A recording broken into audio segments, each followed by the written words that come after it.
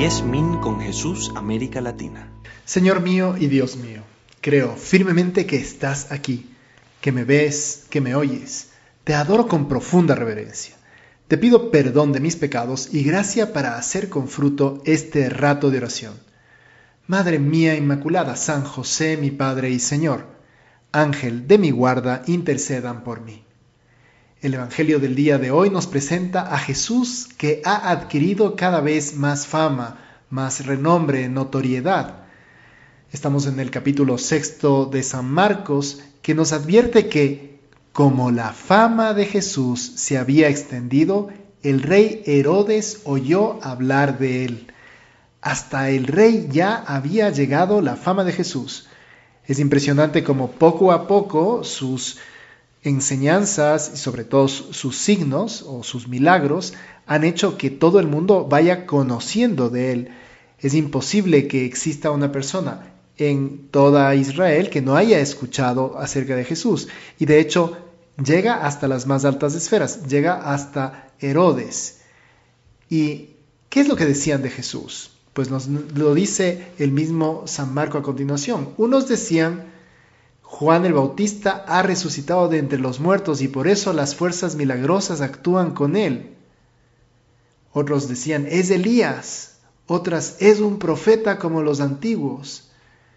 Y Herodes, al oírlo, decía: es Juan, a quien yo decapité, que ha resucitado. No nos vamos a meter en el tema de la decapitación de Juan, que es bastante interesante, lo hemos hablado muchas veces en 10 minutos con Jesús, pero me gustaría centrarme más bien en la fama de Jesús. Ya se ve que es alguien grande porque le ubican con el hombre más importante nacido de mujer, Juan el Bautista, o Elías, que era el profeta más espectacular que había tenido el pueblo judío. La fama de Jesús ha crecido muchísimo. Sin embargo, es un hombre que sabe hacer las cosas bien, bene omnia fecit, todo lo ha hecho bien. Es un hombre que es cariñoso, que es caritativo y que es tierno. Esta es una cosa que yo no había considerado mucho. Y Señor, hoy quisiera que nos des un poco de luces para profundizar en la ternura y en tu ternura.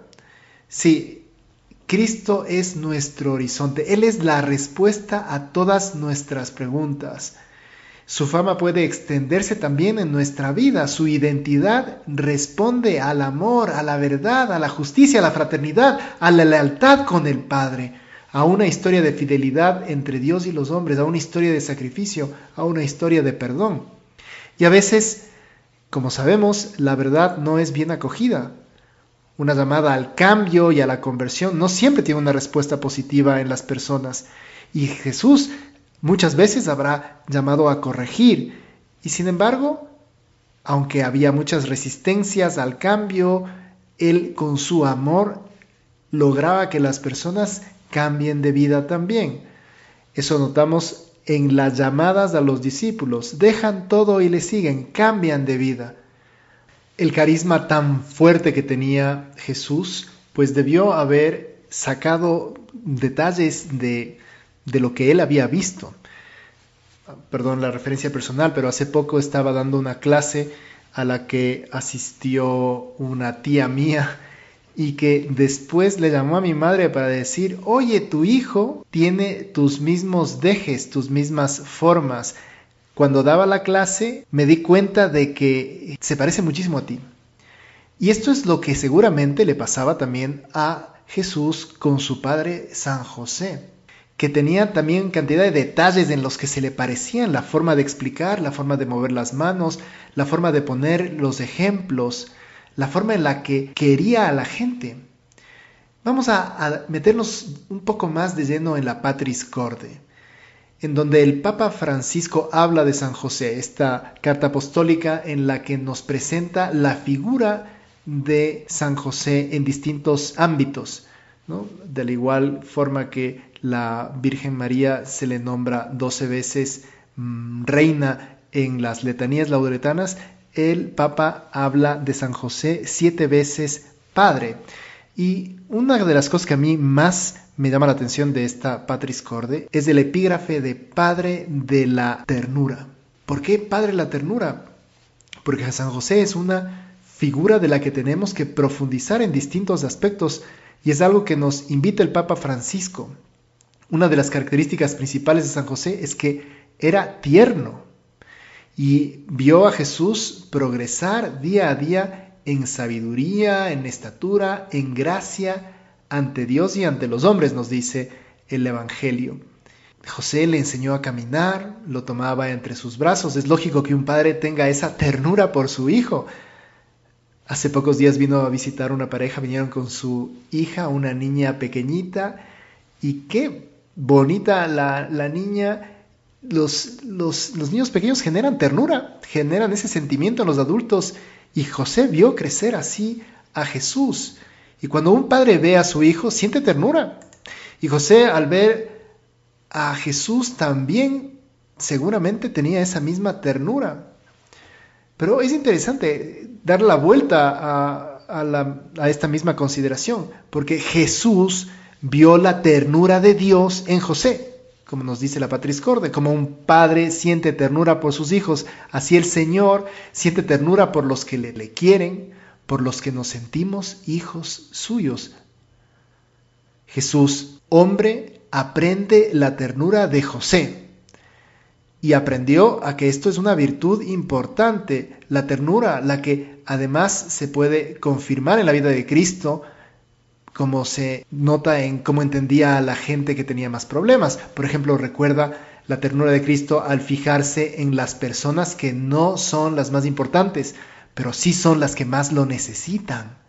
Por ejemplo, entra en la piscina de Betsaida y se da cuenta que hay muchos enfermos, pero hay uno que ha estado 38 años ahí, sin que nadie le ayude. Y Jesús es capaz de darse cuenta de quién es el que más lo necesita.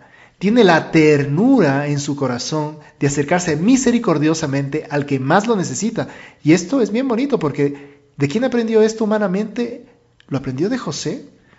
Y se acerca a ese hombre y le cura. Al igual que José, habrá hecho muchas cosas similares dando ejemplo a su hijo. Muchas veces nos damos cuenta de que somos vulnerables y es una cosa importante. El Papa Francisco nos hace acuerdo de este epígrafe de que Dios se basa no solo en las personas por completo, no en la parte solo buena y vencedora, sino que muchas veces se fija en la parte débil. En los designios divinos se basan en nuestras debilidades. Y esto tiene mucho que ver con la ternura, porque ¿por qué ayuda a Jesús al que más lo necesita? Por la ternura. Jesús aprende de José a ser tierno.